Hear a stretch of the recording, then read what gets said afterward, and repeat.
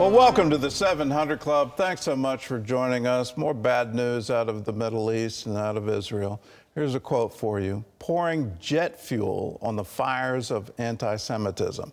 That's what Benjamin Netanyahu says will happen if the International Criminal Court issues arrest warrants against Israeli leaders.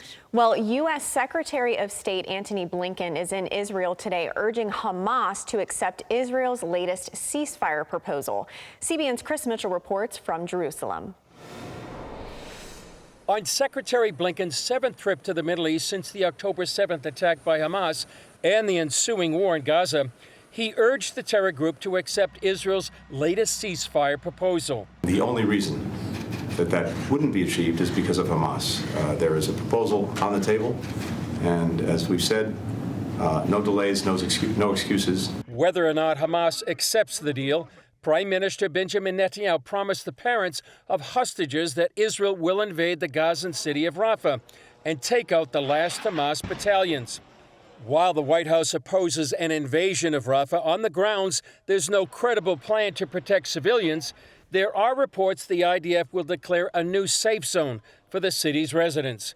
Despite U.S. pressure, Israeli officials believe the Rafah operation is essential to defeating Hamas, securing the border, and rescuing the hostages. Former U.S. envoy Eli Cohen came out of high-level meetings with Netanyahu advisors, believing that invading Rafah is essential. Nothing could be more clear than the need for Israel to finally and fully eliminate Hamas and Hamas's military capabilities by entering Rafah and destroying the last battalions that exist there. Some members of the coalition government threatened to pull out if it suspends the Rafah operation, and 2 IDF divisions are preparing for the invasion. Netanyahu now publicly speaking out against reports the International Criminal Court may issue arrest warrants against him and other Israeli leaders, calling the potential move an historic outrage. Branding Israel's leaders and soldiers as war criminals will pour jet fuel on the fires of anti-Semitism, those fires that are already raging on the campuses of America and across capitals around the world. It will also be the first time that a democratic country fighting for its life according to the rules of war is itself accused of war crimes. The Israeli army, the IDF, is one of the most moral militaries in the world. It's disgusting, and there's no other word for it. It's a terrible hypocrisy. It's going to be a stain on the ICC. And I do hope that the United States, the Biden administration, and European allies are doing everything in their power to prevent such a travesty of justice. Chris Mitchell, CBN News, Jerusalem. And it will be a travesty of justice if the ICC does this, but it's been expected. Their chief prosecutor went to Gaza in the very first weeks of the war. And you don't send prosecutors to war zones unless you're trying to look for some kind of evidence of war crimes. They weren't trying to examine Hamas. Hamas is sort of an afterthought here, and they're going, well, we probably need to charge them too. Why wasn't that their first thing? Why didn't they go to southern Israel, to the Gaza envelope, to go to Kfir Aza and see the devastation, what the terrorists did? And we call them terrorists, but we also have to recognize this was the government of Gaza. They were elected. They suspended elections after they got in power, but they were elected.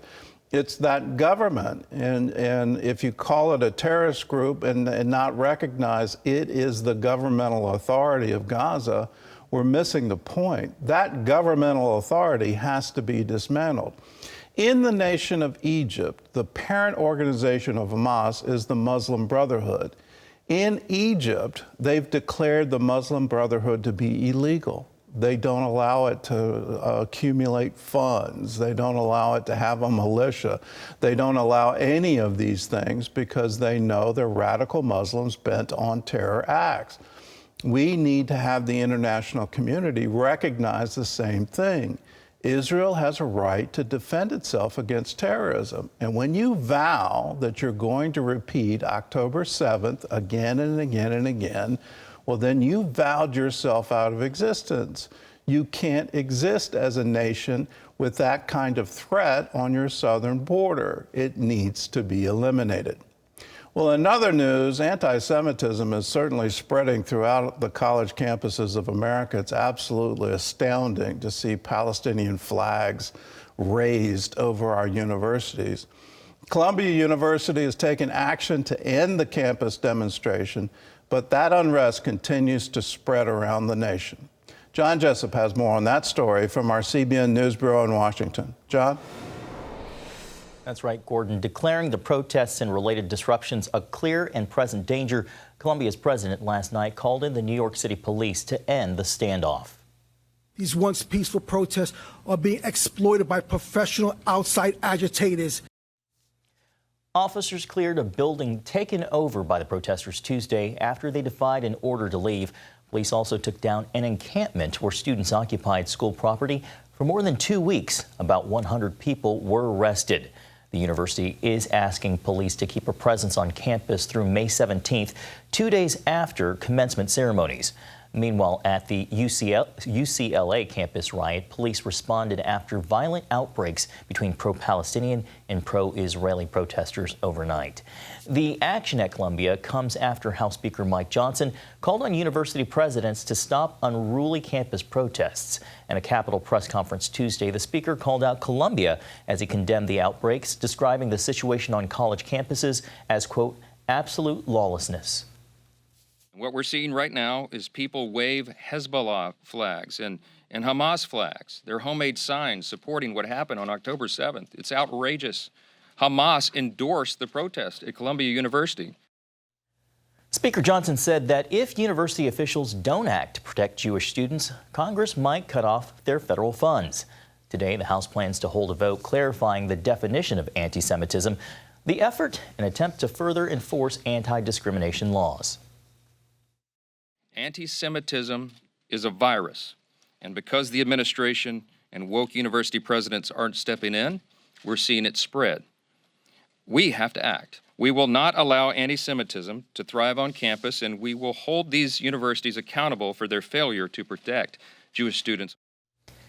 While the bill does have bipartisan support, Democratic leadership wants a more comprehensive approach, pushing for the establishment of a task force to counter anti-Semitism.